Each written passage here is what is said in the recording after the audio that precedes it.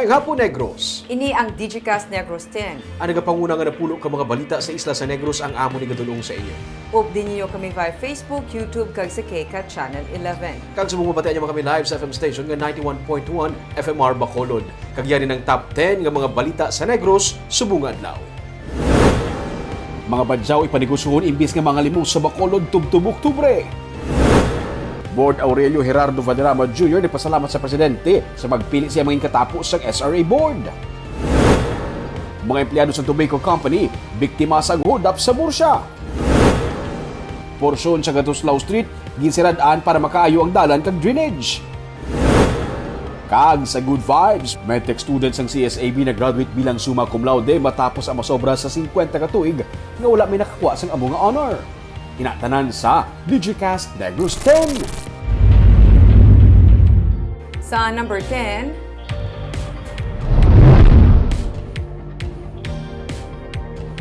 sa madason nga semana ginapaabot ang pag-convene sang PIDAC nga nagatuyo magtutok sa pagpanghanda batok sa monkeypox. Suno kay Provincial Health Officer Dr. Ernel Tumimbang, magapadala pa siya sang komunikasyon sa mga committee heads nga katapos ang Provincial Infectious Disease Action and Control Council o PIDAC para sa natalana nila nga pagsapol sa Agosto 17. Suno kay Tumimbang, nagsugilano na sila ni Governor Eugenio Jose Lacson para diri. Kag ang mga pamuno lang anay sang nagkalain-lain nga komitiba ang magatambong. Ang gobernadora nagaserbe nga chairperson sang PIDAC nga nagatutok sa emerging and re-emerging diseases. Hatagan sa atensyon suno kay Tumimbang ang mga tika nga ipatuman bilang pagpanghanda sa monkeypox karon nga may kaso na nga na-record sa pungsod. Subong ilang nga ginaduso ang advocacy, monitoring kag surveillance. Key members lang sa PIDAC, not all, kaya tikon all damo na. Ang head lang, chairman lang sang each and every committee. That's why I have a week pa to make some invitation. Then papirmahan ko kay Attorney Ray. Pakita ko sa iya para ma-send naman sa for communication sa members ng PIDAC. So sa 17 naka-agree na kami ni Gov kay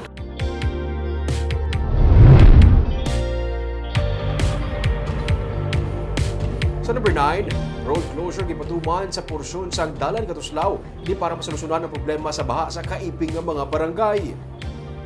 Temporaryo nga hindi maagyan sa mga motorista ang dalan Gatuslao nga sakop sa barangay 4. Bangod man nga nagapadayon ang road repair kag drainage project. Sunod sa kay Engineer Loben Ceballos, OYC sa City Engineer's Office, ang pagkaayos ng dalan kag ang pag-construct ng drainage ang sarang makahatag solusyon sa tinuig na nga problema sa baha sa area sa barangay 4 kag barangay 3. Humalin sa nagligad nga inadlaw naging masakop man ang declogging kag clearing operation sa katapos ang DRRMO sa iban nga mga mayor nga mga dalanon sa Bacolod. Samtang sa pagpanguna ni Mayor Abby Benitez, nag-convene na ang katapos ang natukod nga Bacolod Traffic Authority Council o BITAC. Nalakip na sa mga gindihon sa council ang pagpatuman sang one-way traffic scheme. Ago na pahagan-hagan ang problema sa trapiko, paghimo sang tikang batok sa mga illegal structures sa dalan kag ang posible pagtukod sang east kag south terminal sang syudad.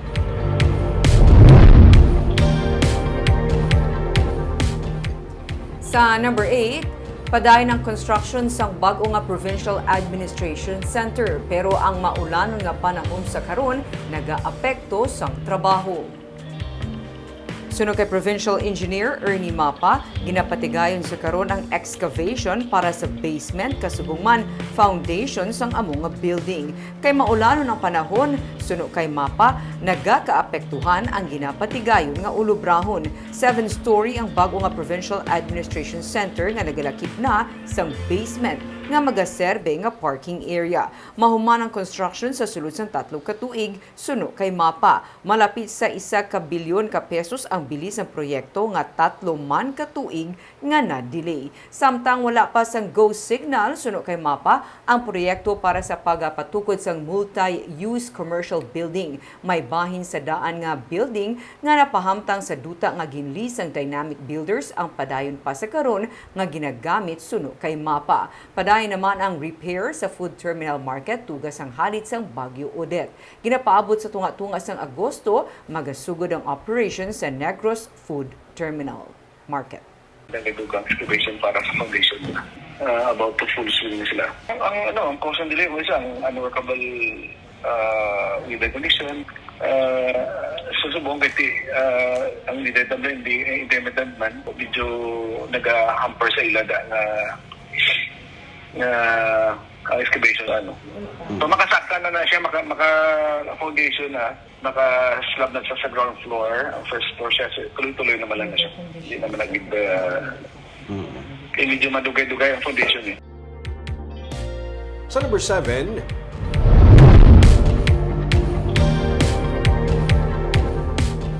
masobra sa tunga sa milyon ka pesos nga balor sa illegal nga droga nakuha sa buy-bust operation sa barangay Banago sa Bacolod City.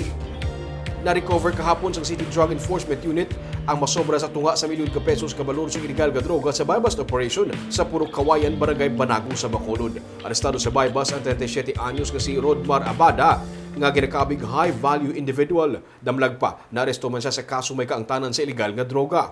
Ginakupman ang iyang upod nga si Aunis Latuna, 21 ka mga sachet sa ginasuspetsuhan shabu ang nakuha sa ila. Ini ang ginabulubanta nga nagabalor sang 550,000 pesos. Kaso nga paglapas sa Republic Act 9165 ang ginpasaka batok sa ila.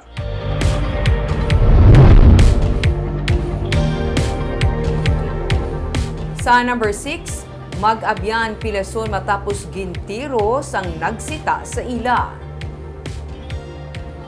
Pilason ang mag-abyan nga John Paul Bautista, 18 anyos, kaga Jeremy Katadman, 23 anyos, matapos sila ginluthang sa persona nga nagasaway sa ila sa Tiangge sa Barangay Alim sa Hinubaan. Sa investigasyon sa PNP, mabaka lang sa Tiangge kuntani sang ICE si Katadman, kagang iya nga upod sang sila ang ginsita sa dalan sang suspect nga si Marlon Kibod. Ginpabalo ini sa mga biktima sa ila upod sa inom. Gani ila ginbalikan si Kibod nga kilala sang isa ka upod.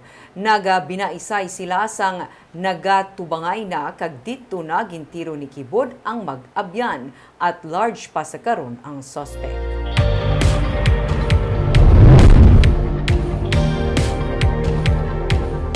Sa number 5, mga empleyado na naman sa isa ka tobacco company ang biktima sa pagpang-hold up sa Banwa sang Murcia. Ginold up ang salesman kag driver sang delivery van sang isa ka kompanya sa sigarilyo sa barangay Kansilayan, Banwa sang Murcia sang kahapon sang aga. Sa investigasyon sang Murcia PNP, yara lang sa Tiangge ang nga ilagin dulungan ang salesman upod ang driver sang van sang sila agin palapitan sang tatlo ka mga persona kagintayaan sang armas. Nakuha sa salesman ang 66,000 pesos nga cash, koleksyon, lakip ng isa personal nga cash nga 1,000 ka pesos. Nakuha man ang dashcam sa van kagang isa ka printer. Giliyon nga nagpalagi yung mga suspect kasunod sa pulis, amo man ang responsable sa pagpang-hold up sa isa ka delivery van sa nagligad lang nga semana.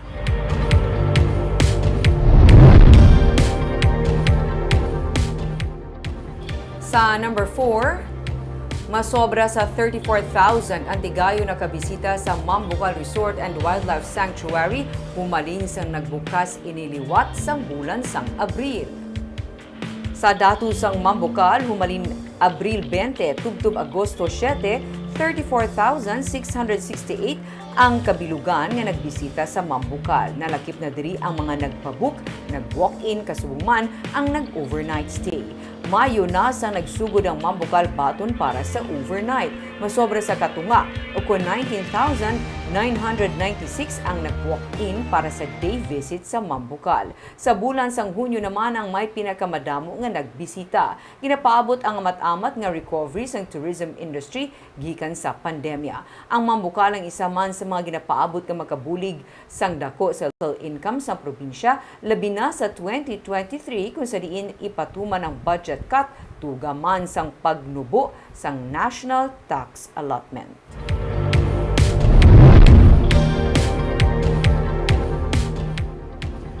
Sa number 3, dugang nga shelter para sa mga watchers kag pasyente sa Corazon Docsin Monte Libano Memorial Regional Hospital ang ginapatukod sa karon sa Barangay 18. Magluwas sa halfway house kag permanent shelter sa syudad Ginasuguran naman karon sa Barangay 18 na pagpatukod sa dugang nga shelter sa Cordova Street nga malapit lang para sa mga pasyente kag watchers sa Corazon Docsin Montelibano Memorial Regional Hospital. Sunod sa kay punong Barangay Madeline Diaz, ang mga materyales halin sa gindemolish nga anay temporary shelter nga amo ilaging gamit naman agud man may lugar nga sarang matiniran ang mga pasyente kag watchers sa Regional Hospital. Magapabilin nga libre para sa mga pasyente kag watchers ang shelter bisan kalabanan sa ila, hindi taga Bacolod. Nagalao man ang punong barangay nga kuntani hindi nalaktan pa sang pamulitika ang maayo nga tinutuyo sa barangay, ilabi na ini para sa mga nagakinahanglan man sang bulig. Nga may mga kilala ko kag sa ako nag-approach kag makontrol ko, pwede man di sila ko magsubra na to. Okay. So nung himuon ko di ari naman may kasilyas, may tubig. So ang suga ko ya pwede lang yang ako nga solar. Solar lang gamiton ko kay hindi ko di pwede kapabutang suga. Oo. No? Paano nyo ninalabot nga mo ning ang project? Ako ni ang nagabantay, Okay. sini nga duta. Pwede ko lang mahulam. Pero may muwa nga in case ako na sa tagiya o mabakal kay ako maniniga naga-caretaker, ma-pull out ko. Sa number 2,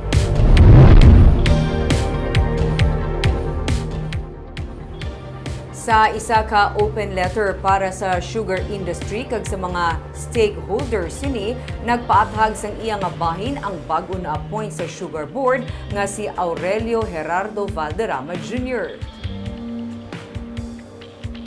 Suno kay Valderrama, isa ka pagpanghangkat ang higayon nga ginhatag sa iya ni Presidente Ferdinand Marcos Jr. nga magserbe bilang planters representative sa Sugar Board sang Sugar Regulatory Administration. Ginaklaro niya nga wala niya ginhinyo ang amo nga posisyon bisan pagindumdum ang amo nga posibilidad labi na sa iya nga open support sa kandidatura ni Anay Vice Presidente Leni Robredo sa nagligad nga eleksyon. Sang ginpahibalo siya sang iya mga kaupod sa amo nga nomination na siya sa pagpamalibad kag isa sa mga rason nga iya gintudlo amo ang medical conditions ng iya nga asawa. Pero sang ginpahibalo na siya sa Malacañang, ginkabig niya na lamang ini nga tour of duty. Isa ka higayon nga makapangalagad sa sugar industry. Nakapanumduman gani siya kung nga siya ang ginpili kag indi ang yadtong malapit sa administrasyon. Pero mabudlay man suno kay Valderrama ang magpamalibad sa amo nga lihok sang presidente nga nagapakita sang ginaduso sini nga unity. Suno kay Valderrama, may mga nagakwestiyon sang iya nga appointment kag nagahinyo sang revocation sini. Sa pahayag ginpagwa ni Vice Governor Jeffrey Ferrer sa katapos ang media, ginsiling ni Ferrer nga bilang loyal supporter ni Presidente Marcos, proteksyonan niya ang presidente, labi na sa pagpili sa nagakaigo nga leader para sa sugar industry nga nagadeserve sang amo nga appointment. Suno kay Ferrer, hardcore nga pink supporter si Valderrama kag nagbuya pa ini sang indi maayo nga mga tinaga batok sa presidente sang kampanya. Bagay nga ginpanginwala ni Valderrama. Bangod nga na-provoke nagduso si Ferrer sang revocation sang appointment ni Valderrama. Isa naman ka manifesto of support sang National Federation of Sugarcane Planters Incorporated, Confederation of Sugar Producers Association Incorporated, kag Panay Federation of Sugarcane Farmers Incorporated ang ginpagwa sini nga adlaw para sa appointment ni Valderrama sa Sugar Board. Ang grupo sa kabilugan ang naga-comprise ang 57.48% sang sugar production. Hindi man problema suno kay Valderrama sa iya kag kun ibuot sang presidente nga magbutang sang iban, batunon niya ini. Pero hindi niya pagtalikda ng higayon nga makapangalagad. Siyang labi nagapasalamat sa presidente sang higayon nga makaserbisyo. Kag sa numero 1 sa mga balita, subong nga adlaw.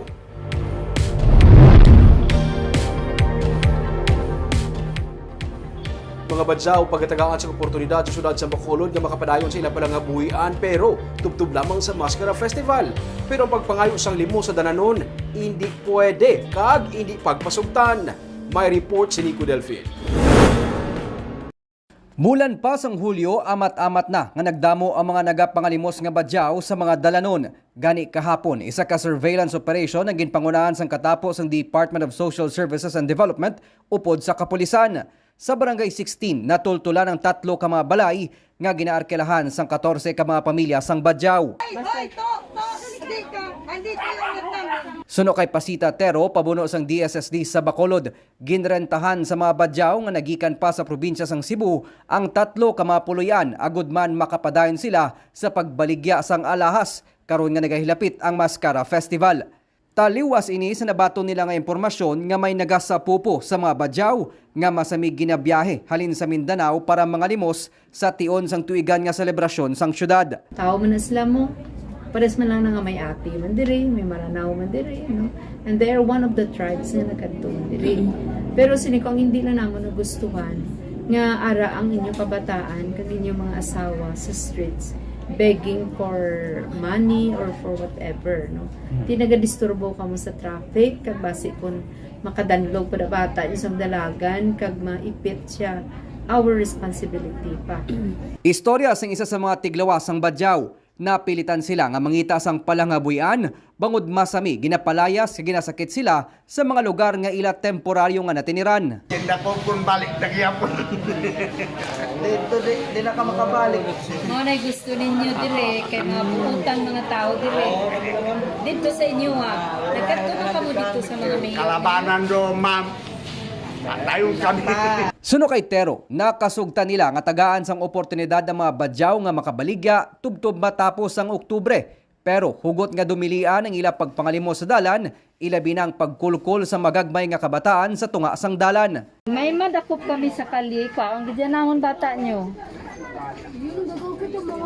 Dili niyo pag anong mga bata ninyo, seryoso ako. Dili ako nagalango-lango, hindi ko na pag-ibalik sa inyo bata nyo. Kunin ko. So, ang mga laki lang, maoy magpangita og trabaho. Kung gusto niyo magpangita og trabaho, legit ba? Legit na trabaho. Ang DSSD pinagi sa anti-mendicancy team ang magapatigayon man sang profiling sa mga badyaw agud masiguro nga makabalik sila giliyon sa ila ginhalinan pagkatapos sang maskara. Karon nga may yara naman sila sa nasuguran nga palangabuyan, ginalauman sang ahensya nga sa dalayon hindi na magasto pang syudad sa pagkaon nila kag plete papuli. Nico Delfin para sa DGCast Negros.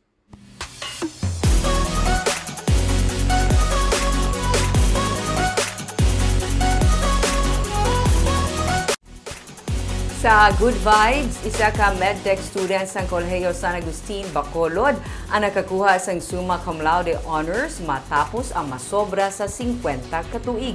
Aton siya kilalahon sa report ni Andrew Matthew Artonio. Sang July 30 lang nagtakop ang academic year 2021-2022 sang Kolehiyo San Agustin, Bacolod kung sa diin linibo ka mga graduating students ang nagkakuha sang ilang nga diploma. Isa si Sidri sa mga estudyante nga nagkuha sang Latin honor kung sa diin handom niya na humalin pa sang una.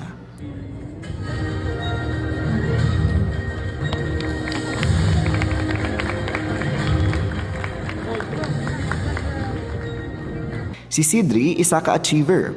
Siya ang pinakauna nga estudyante sang elementary siya nga nakakuha sang perfect score sa mathematics category para sa National Achievement Test sa tanan ni grade 6 students sa bilog nga pungsod.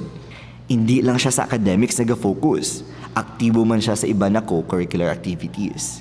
Nangin editor-in-chief siya sa sulod sang 2 ka consecutive years sang isa ka student publication sang senior high school siya. Kag nakuha niyang pinakataas nga academic award with the general weighted average nga 99.32. Isa lamang si Sidri sa batch sa mga estudyante nga nahauna nga naka-experience ang K-12 program kag naapektuhan man sang pandemya.